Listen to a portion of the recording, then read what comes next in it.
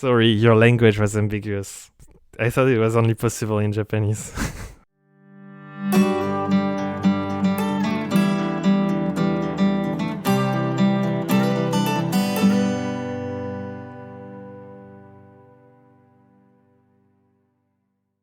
Welcome, everyone, to a new episode of Not Daily Podcast.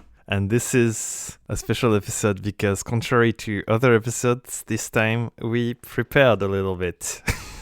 What do you mean a little bit? Quite a bit. Okay, yeah. We prepared quite a bit.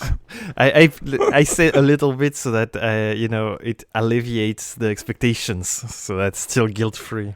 Oh yeah, still no expectation. But it is an episode we've been talking about for a long time and something I wanted to do because I've read pretty much like most of what I could get my hands on the topic. So it's going to be fun.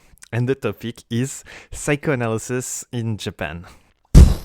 So it's all starting essentially with the quote from Lacan, who said like Japanese people don't need to be psychoanalyzed. And do you know the end of the quote? Because it's really funny. I think I've read it like last week, but I can't remember. So a person dwelling in this language doesn't need to be psychoanalyzed, except to regularize their relation with machines, especially gambling machines. Really? Yeah, quote goes, except to regularize their relations with gambling machines or like all kind of mechanical clients. Okay, mechanical clients. Yeah. Okay, we're gonna talk... The gambling machines is the fun part. Clearly. Maybe we need a bit of a disclaimer that like we're gonna talk a lot about Lacan. Neither of us have studied Lacan quite seriously. Wait, you didn't study Lacan seriously? I was gonna say like I dabble in psychoanalysis, but I've never gotten courses, so I don't know anything about the basics. I had like maybe like one course about Lacan, but damn, the whole premise of this episode is flawed. it was 7 years ago, so like I can't really remember. I had a lot of courses about Freud, so I know Freud quite a bit. Like maybe there are one about Lacan. Like Lacan is not super big in some French universities. Some other university like they study Lacan quite a bit. Most of my knowledge is by like reading it, and my father, who is a Lacanian. So we talk quite a bit about it with my father. So I have an understanding, but not a university understanding, which is good because Lacan didn't, like, whatever. It's good that we are clear about our prerequisite knowledge. So I think like we need to say that we will say a lot of things that is wrong, but we'll try to make sense of them. Yeah. We'll try our best. We won't say anything that we know to be wrong. Exactly. We'll try to be correct. But I mean, like, basically no one knows what Lacan was trying to say, and everyone is trying to basically discover what he was trying to say. So. Did Lacan himself know what he was trying to say? Or? I'm not sure. I'm actually not sure. That's the whole thing about psychoanalysis and continental philosophy in general. It's sometimes is like poetry, but I don't think it's valueless, though. I was hoping that looking at Japan through the lens of psychoanalysis, maybe we can derive some tips for us to live a good life or whatever. Let's try. Yeah. I'm just trying to convince like us and the listener, like, why should you stick with us for like 1 hour discussing Japanese language? But I think there's probably some stuff in it for your mental health, maybe. So the premise of the episode is Lacan say that Japanese people don't need psychoanalysis, which means that they're better for that than us. So let's discover why, so we can be better. Is that the premise? I think so. It might be quite a step because maybe it's not better, maybe it's worse, maybe it's just different. But like, I don't know. Let's try to see what we can get out of it. Okay, and I propose to start with the big point straight away, what Lacan was talking about when he was saying that, because I have a lot of other things complementary to that, but he was mostly talking about the Japanese language. We can start with language. So, a little introduction to the Japanese language for the listeners who might not be familiar. Japan has 4 different alphabets writing systems. 4? They have kanji, the Chinese characters. They have 2 different simplifications of them, hiragana and katakana, and they also use the Roman alphabet for brands like occasional nouns, band names, stuff like that. So when you look at the Japanese text, you see stuff that is obviously different from each other. This comes from the evolution of language. I'm going to do a 1 minute aside explaining it. Originally, Japanese didn't have writing. They saw Chinese people had writing. They thought it was great, so they started copying Chinese, but they didn't make their own writing. They just copied the Chinese writing. Oh, that shit is cool. Let's copy it. And then they tried to simplify it. It didn't work. So the simplifications plus the original stuck. And it's basically a gigantic mess, which is like, if you wanted to design a messy language, I don't think you could do as well a job as history. Does the messiness feel like Japanese is also kind of messy orally? It doesn't just come from the writing part. Is that true? Or like, is it mostly the writing part that is messy? That's fair. I'd say that Japanese grammar is pretty loose. Oh yeah, I forgot to talk about it in the disclaimer part. Our knowledge of Japanese language is me self-teaching Japanese for like 10 years or something. Anyway, when copying the Chinese characters for their use, something happened. Because you thought this was the end of the story, but it's just the beginning. Something happened out of nowhere. So they were like, oh, this character in Chinese means house, so we're gonna say it means house in Japanese. But some other times they were like, oh, this character in Chinese sounds like ko, so we're gonna use it to say ko in Japanese. And so the Chinese character mapping to Japanese is so sometimes for semantic reasons, sometimes for oral reasons, on top of which they added the Japanese pronunciation of everything, obviously. So you end up with the kanji system, which is the Chinese characters which have different pronunciations and meanings than their Chinese counterparts, and you very often have a character that has different meanings and pronunciation. Basically, there is no one-to-one mapping between writing, reading, and meaning. So that is a bit messy to say the least, but you straight away notice that there is kind of a plurality of everything. Like there is no one-to-one relation. It blurs the relationship to the truth. I think that's what Lacan was saying. So the writing becomes so fucked up that it has no link to the signified, which is the truth. Whereas in Western language, the letter, like writing, is supposed to stand for some kind of abstract truth. Is that it? Would you say, I think we'll talk a lot about signified and signifier. Maybe we can just take a step back. It's a very good time to specify it. So you have signifier is a word. So for example, like a table is a signifier. Like the word that you pronounce, table, is a signifier because it signifies something that is in your head, like the concept of table, more or less, is a signified. Is signified by the signifier. Kind of like Platonic concept of table. We could say that, except that like it's an actual thing in your head that you don't really have access to, but it's not outside of you. It's not real, meaning like it's not a shared conception of the table. It's like your concept of table that you don't have access to, that you signify by the word table. Is it okay to say that maybe it's the truth or something, like the actual, like the truth, the one true thing? The one true thing for you. Yeah, okay, that lives in your head. Well, that's what Lacan said. Cool. That's a good start. Okay, so to come back to what you were saying, like what you're saying is like in Western language, you have like a one-to-one signified signifier pair, which is like table, table, is linked directly to like the concept of table. Whereas in Japanese, what he would say is that this link is blurry because table, however you write it, is What? Like, I'm not sure I understand that part. So the way it would happen for Japanese, for table, for instance, is that you have the concept of a table. Typically, you would have a couple of different ways to say it, so different pronunciations, Really? potentially. Oh yeah, like milk. Yeah, for instance, milk and gyunyu. What's fun is in Chinese, milk is also like something like new. Yeah, so the reason you end up with different pronunciation is very often like you get the pronunciation from the English settlers and from the Chinese influence or whatever. You get different roots that makes their way into the language. And for each of these pronunciations, or not, you would have different writing. Sometimes it's the same, sometimes it's different.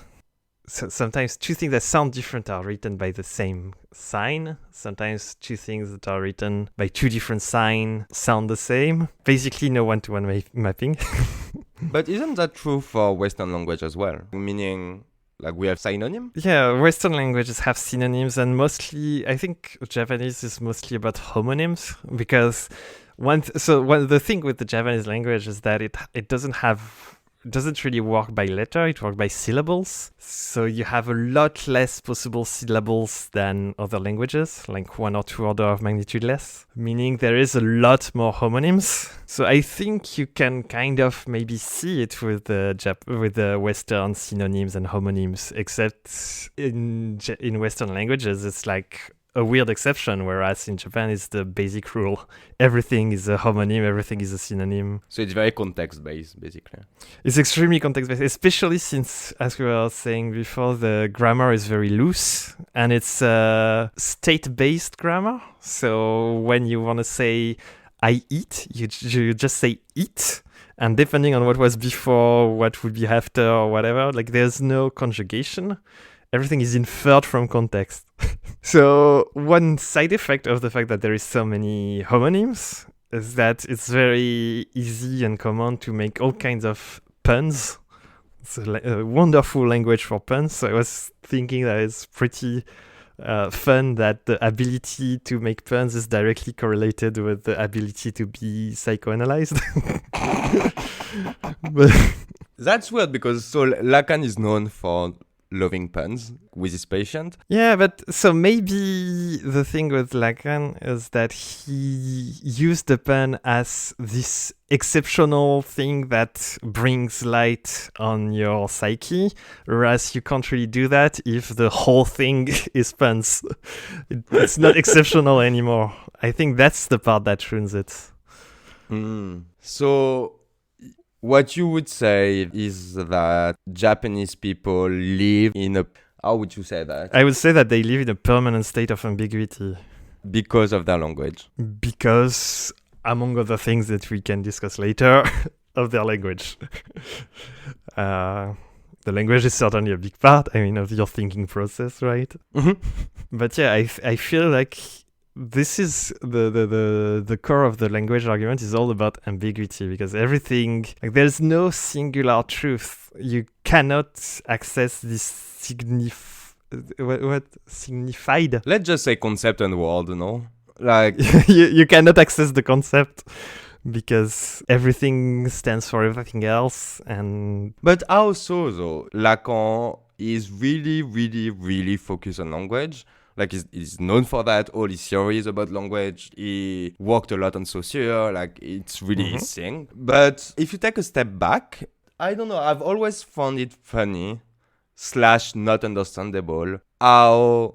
So there's that much focus on language. In the same theory, like what Lacan say is thinking that a word is an object is a sign of psychosis. But that's what he does always. Like, this much focus... Like, forgetting about what you're signifying, forgetting about the concept, taking the word as a thing in itself is weird. Like, it's weird, and like it doesn't make that much sense because there's always context. And that's where his theory for me kind of doesn't make sense. But like what he's saying is like every signified is linked. There's a link of concept, which is kind of the context of what, like when you speak, like a table, like it's linked with a concept of table, which is linked with like many, many other concepts. But like all of this linked is kind of forgotten when you say, okay, the word table, so what you're saying is blurry because of the etymology of the word. Like, what the fuck are you talking about? You say table or table? Like, no one think about the etymology of the word. Like, no one does that. Like, it doesn't even flink in your head. Like, you don't know the etymology.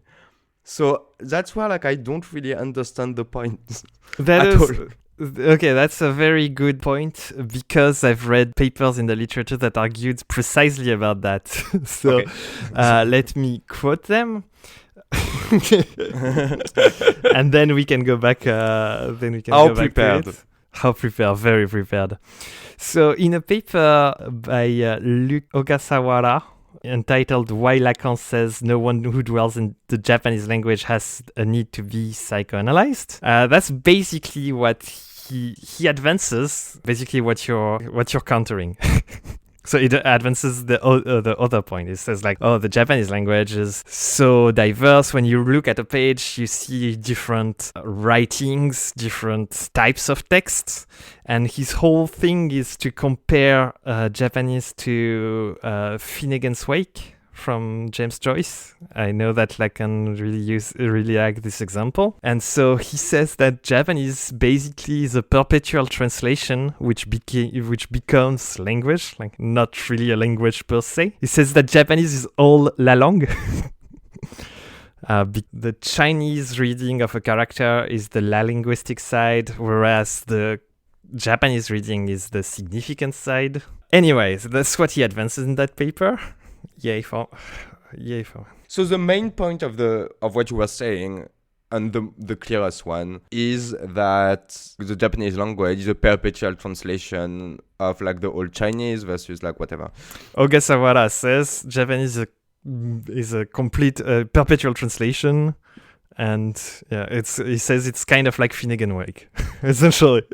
But how is that not true for French, for example? So how is that not true versus like Greek and Latin? So to come back to this is exactly what this is more or less what you were saying before. There is a rebuttal that came out last year, I think. Wow, active psychoanalysis debate. Yeah. So in 2009, the first part published 2019, and second part published last February 2021. Very active. A rebuttal by P.J. van Hecke in an article titled "The Japanese Subject and the Unconscious," who basically says, dude, this is bullshit. Japanese is nothing like Finnegan's Wake because Finnegan's Wake is built in one alphabet. And in Japanese, you should consider...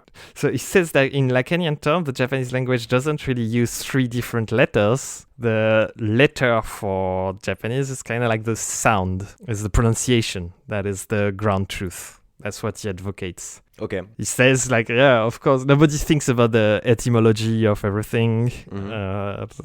You have the ground truth that is the sound. Yeah, no one think about the writing as well when you speak. No one think about the writing, and when you see the writing, you're not saying, "Oh, this comes from Chinese and has gone through this whole history." In a way, your rebuttal is very good because it's a cutting edge debate. Cutting edge psychoanalysis. Yeah, but I'm not super convinced by that. I mean, I agree that it makes no sense to say that Japanese, like you don't think that you're reading Chinese when you read Japanese. You don't think like, oh, this is Chinese, this is Portuguese, this is like, you don't think about the etymology at all. But there is still a lot more ambiguity in Japanese than in Western languages, mostly because of the lack of, well, I was going to say the lack of syllables. But see, like when you read a text in French or English, your words can get the meaning most of the very large majority of the time, don't need a special context. Whereas Japanese, if you take the sentence in isolation, most of the time it will not mean anything. So it's true that you have the whole sentence. Well, not most of the time. Let's say it's frequent that the whole sentence requires other sentences to be understood. So I agree that it's something that you see in Western languages, but it's a matter of degrees, kind of. It all comes back to what I was saying before. The exception in English becomes the rule in Japanese.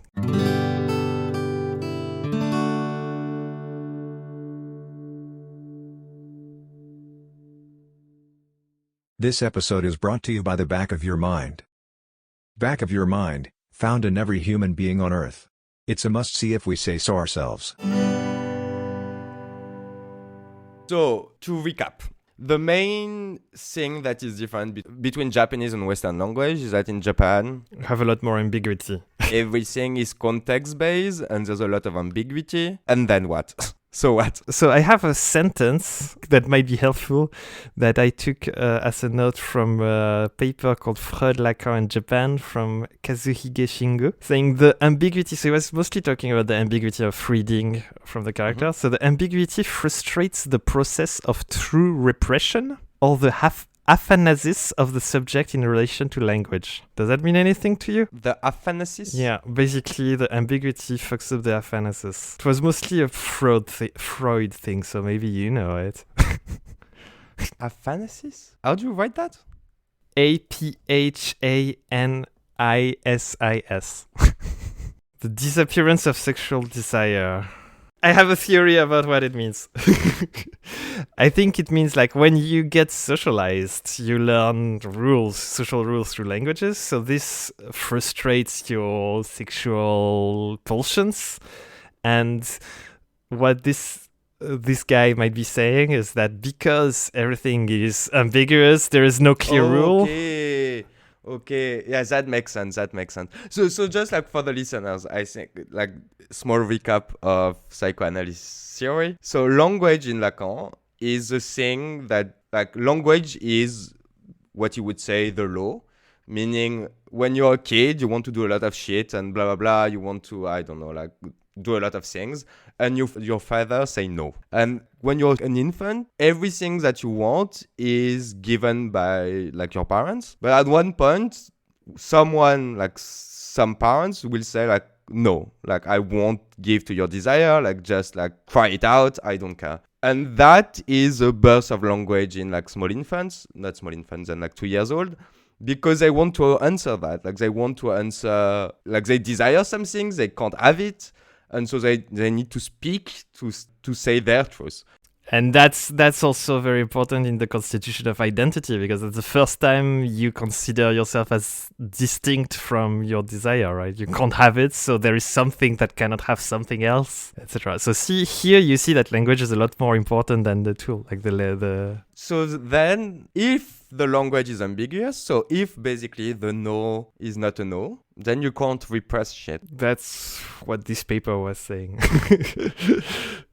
So the implicit thing in here is that the law is like the law with a big L. It's not a law, right? It's a unique set of rules, and because of this constant mess, you don't know what to build yourself in a position from, kinda. It's like it's funny because in Japanese, it's very, very rare that anyone would say no to you. Actually, they would say, maybe not. No, you're supposed to understand that maybe means no. Like, but it doesn't. Well, it does. Yeah. So here you see again ambiguity. Yeah. So it's not just ambiguity in the language; it's also ambiguity in the culture around it, etc. But I think it's linked, and that's interesting. Like I think it's like maybe the best example. Not having a real no is very telling, I think, about like this ambiguity. I mean, fortunately, there is a real no. It's just never used.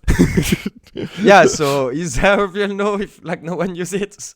If there's no one to use a word, or does a word exist? I'm not sure. I mean, this is a caricature. There is something like when you say like when someone will tell you, "Do you live in Tokyo?" You can say no. It's a different meaning of no.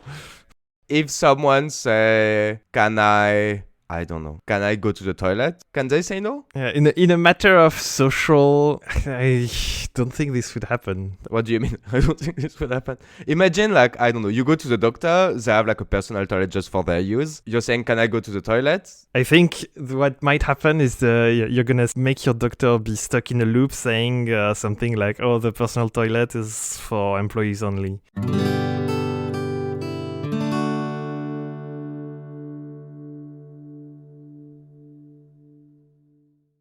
So this is a very good segue, because I wanted to say that to me the interesting point is beyond language. There is a lot more things to say about Japanese than just the way it's written from Chinese. To be honest, I think that the writing part is the less convincing part. I don't know about that, but I know that's where Lacan started, so I wanted to use this as the entryway.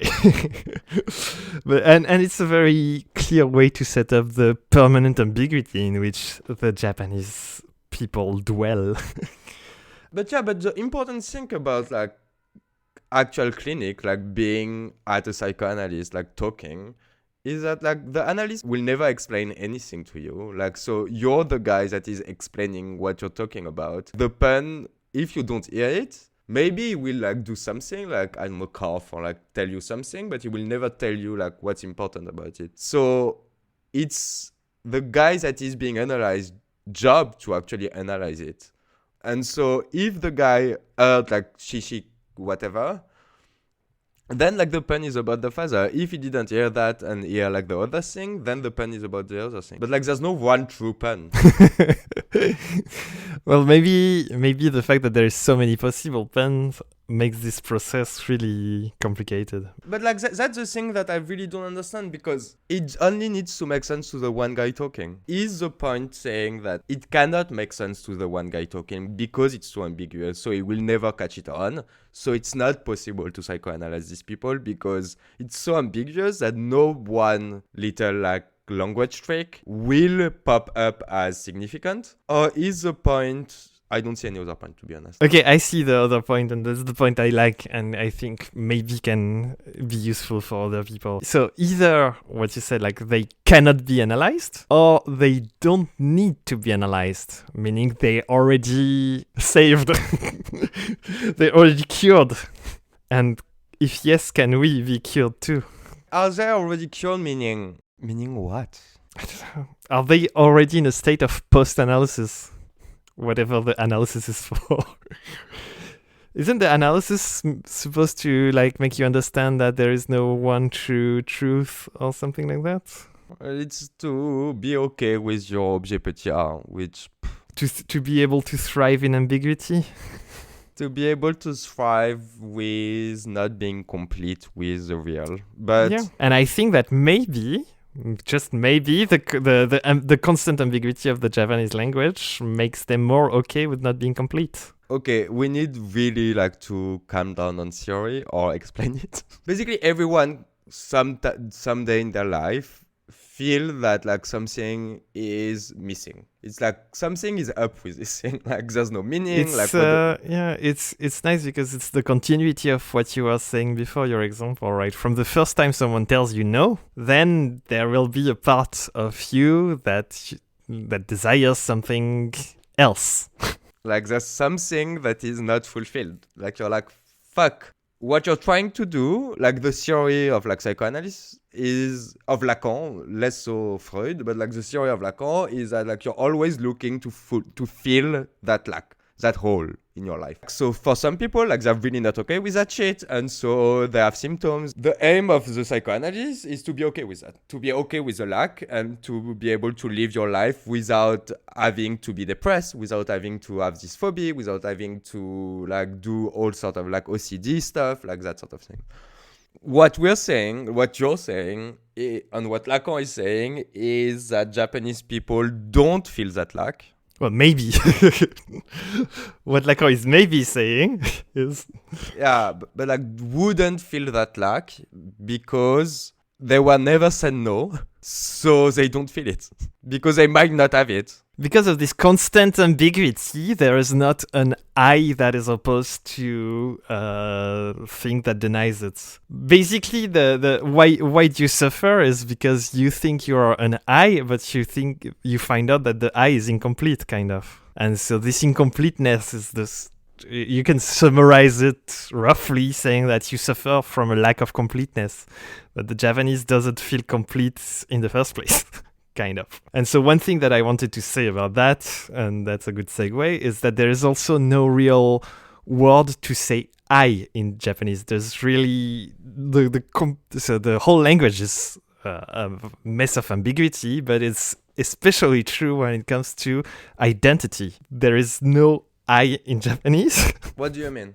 Meaning like there's no like I don't know, like I remember like learning Japanese for I don't know 1 day. And the first thing you learn is like watashi wa or something. Yeah, nobody uses that. This is grammar book thing. Okay. So there is some ways to refer to yourself, but it's always like for watashi, it's not really used and it's context dependent. You can't do that all the time, and watashi is only for women of a certain there is no unambiguous way to refer to yourself, let's say. Could you say that it's always linked to society? Yeah, Meaning yeah. like So watashi has a lot of rules dictating its use, for instance. so there's no I without the social aspects of being. Yeah, and there is no real you either, meaning to refer to one another, even in a one-to-one conversation, you use someone's name with the suffix so that denotes how close with the suffix that denotes how close you are, and whatever name you choose, being the first name or last name or maybe a nickname, also depends on your respective status. So it's not, there's never going to be one word by which everyone calls you, and there's never going to be a word by which you call yourself to everyone. Okay. So there's always a sense of your place in society. Like you're never removed from society itself. Yeah, you don't, there's no you that exists in a vacuum, kind of. Like the concept of you in a vacuum doesn't really exist, more or less. Like, okay, I know I'm making some big assumptions, like the big leaps here. I have a source that I haven't been able to check. No, but apparently scholar Tsuiki Kosuke postulates that there is no I in Japanese, which I think I've explained a little bit what this would mean. But yeah, basically it's kind of like, think of it as an extreme pluralism, kind of. There's the creation of the I is frustrated. The creation of the self is frustrated in very early stages. It is a word that makes it impossible to construct a self, more or less. Or construct an unitary self. Like the self is already fragmented. So I let you react a little bit, but there's actually a quote from Lacan that, I don't know, summarizes, clarifies it perfectly. Is there any quote from Lacan that will clarify anything? I think so. So maybe it's a wrong quote. I got it from Katsushige Shingo.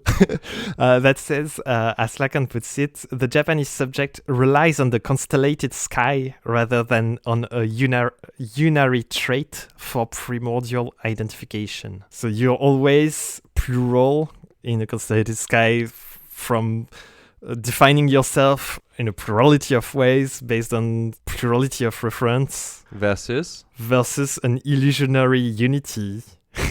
That is what Westerners suffer from.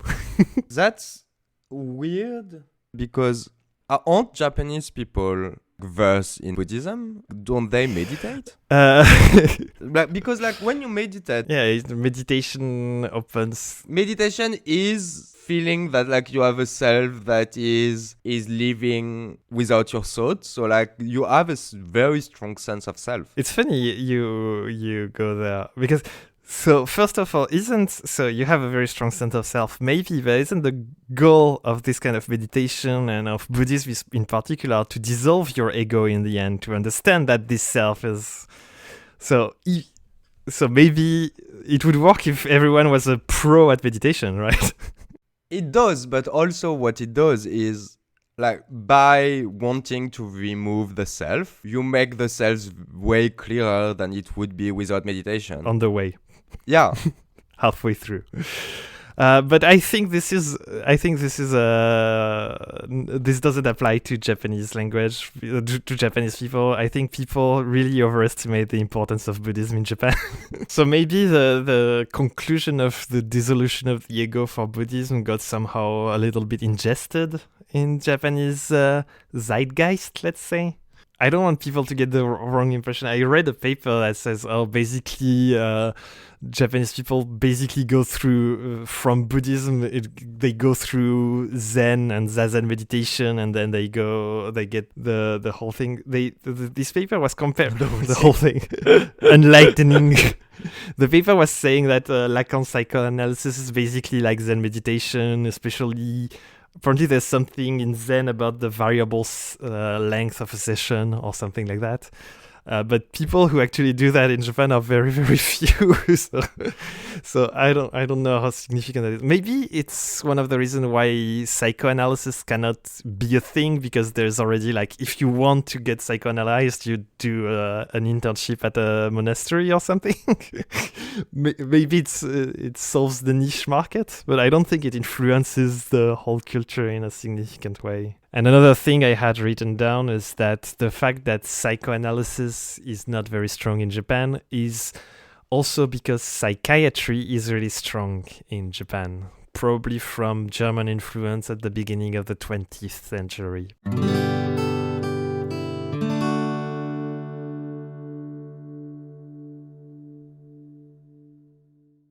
Today's podcast was sponsored by me. I'm just so great and full of myself. It made me think about something completely different, but I think it might explain also why in a less... So it made me think about something else that might explain why Japanese people don't need psychoanalysis in a less nice way. Shoot. So it made me think about Sartre and this concept of being full of being, like to be, full of being. Not full of beings. And full of being means you are full of a concept of yourself. So for example, if you are a hairdresser, for example, you are hairdresser, like the concept of a hairdresser. You're nothing else, you're just full of it. And same thing for, you can be full of like being, I don't know, a firefighter, and like that's your identity. You are a firefighter. And like, so for Sartre, like these people that are something are horrible people that needs to be killed. But it feels like being something, like having this sense of big identity, remove the lack, because like it feels completely that like you are something. It's interesting because I think in Japan you're never so there is a very strong sense of you are this because you're defined by your role, but everyone has several roles. You have the role in your family, the role in your company, etc. So you would expect it to have a lack, right? But not really, because like you are strongly something. Like, you always are something. You are many things in different contexts, but in one context you are this something, this salaryman, this like whatever, like this whatever. I can only think about salaryman, I don't know why. And maybe that's it. Do you think that Sartre would want to kill everyone in Japan? I think Sartre would want to kill a lot of people for no fucking reason. And I think like I don't really like this definition, because saying identity is also a powerful thing, like to be some, like I think that a lot of people are this weird shimmer of like just like being. I don't think there are many people that are this. Like I think many people have a strong identity that like you can see all like the LGBTQ fight comes from these people that have a strong sense of identity with like gender/sexual identity. But there are also many other things, and it doesn't mean like identifying with something doesn't necessarily mean that you are full of it. And I think it's very rare to see these people that are full of something. It's funny how full of it works with the actual expression full of it. So yeah, that could be, I don't know, one explanation. That is, I think I agree. I think that's a very good explanation.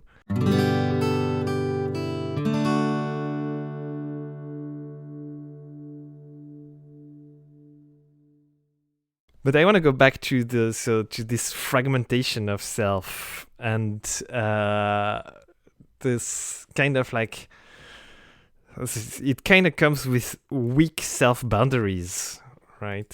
If you're and a higher level maybe of interdependence, because you don't stand as an isolated I.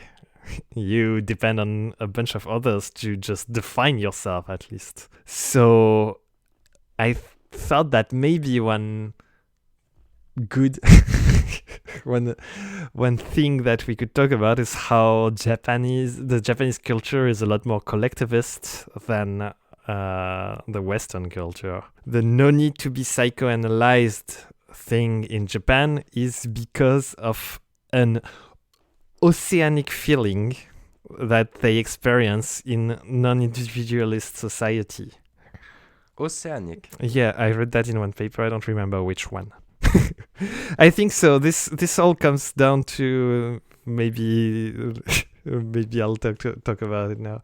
There is 3 major milestones in Japanese psychoanalysis, and maybe the biggest one is the concept of Amae by Takeo Doi, which is a sort of a concept. He coined the term to describe the passive love. It's a form of love that you have for other people. Like you can count on other people, essentially. My notes say, apparently Japanese people experience for one another a sort of transference love. It's not like a romantic love in any way, but it's some sort of trust bound, reliance bound. But to anyone else or like to the acquaintances? To anyone else. There's a passive, so there are an oceanic feeling of amae, of reliability of each other. And so maybe the individualistic culture is not really helping with with feeling lacking, and this is kind of helping with our feeling lacking. So because everyone love each other in a society, basically, it feel a lack. Yeah, love is a strong word, isn't it? But yeah, that's what he says. Amae is a form of passive love. No, of care. Care. Yeah. Just say maybe, care. Yeah.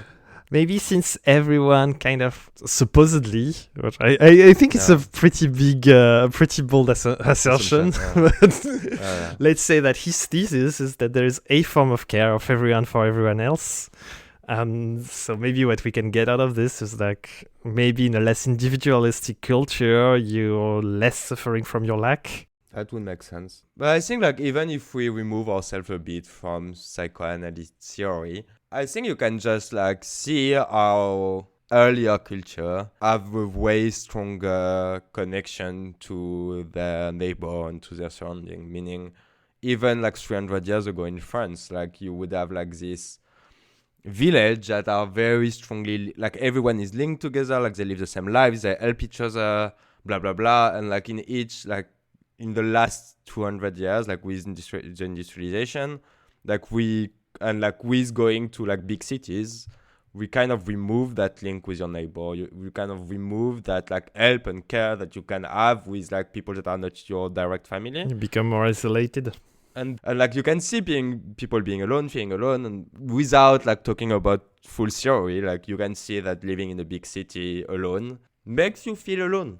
Yeah, it is. It's true. Yeah, I think it's true. It's probably not that much, not specific to Japan in that case.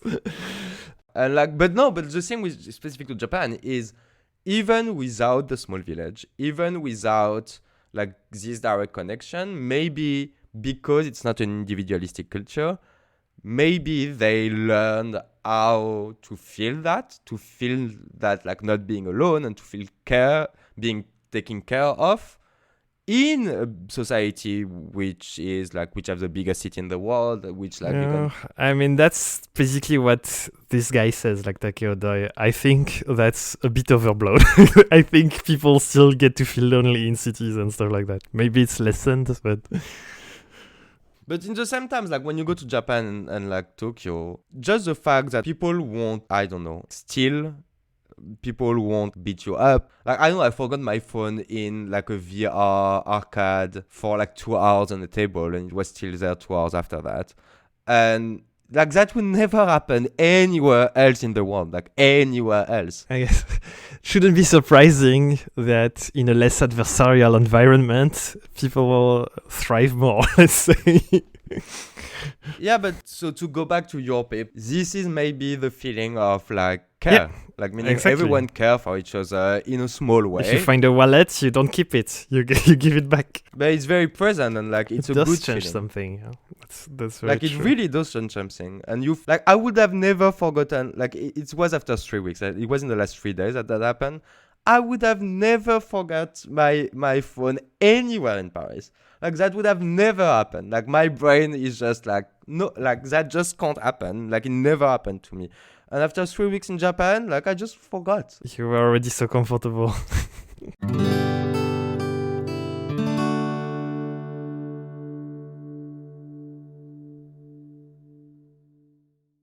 Like maybe it's too early or too late in the conversation, but like it's very clear that Japanese people are not the most happy people on earth. Like it's very clear that French people are not the most happy people on like any people are not the most happy people on earth. They haven't solved anything. They have the same problems, they have the same symptoms, they have a lot of shit gone wrong. So then there's clearly two perspectives, like one which is Western, which have like this individuality trait, which we are individuals that like think of themselves as individuals. Obviously that live in a society, but at first we have a I, like maybe illusionary I, but like we still have a I. It's also very clear that Japanese people less so, after that conversation, it might be clearer that like Japanese people less so have this illusion of an I and just live in that constant plurality of contexts that like change themselves. But is that just not a difference of like because like when we're talking about it, it might seem that like it's better to live like that than to live with like an illusionary I. Why? Yeah, it's true that it's not as if they had solved happiness, right? They still they have record suicide or whatever. But yeah, maybe it just explains why psychoanalysis is not necessary or useful. Maybe they solved whatever psychoanalysis is for, but they have other things, other problems. Okay, so they don't have that problem. Like that problem is Western basically, but they have other shit to solve. I guess that's what it means. That means we won't discover the answer to life in this podcast, but we discovered the answer to a problem, which apparently if you solve it, there's other problems. If you're bilingual, you're fucked. I don't think you should learn Japanese. Because then you solve one issue and you have this or maybe you solve maybe you have two issues, or maybe you have two solutions. I don't know. And you can only the have French English part solve the Japanese part, and the Japanese part solve the English part. You can only have one growing up, right? So well, you can have two. Well, I can't go back to being a baby and have my first no. That is true. Like that you can't do, and you can't actually be native. Like you don't have the same way. Even if you're completely bilingual, if you learn after 12, like you don't have the same way of being bilingual. And it can still inform you. Maybe you can trade a psychoanalysis session by learning Japanese instead, or by meditating instead.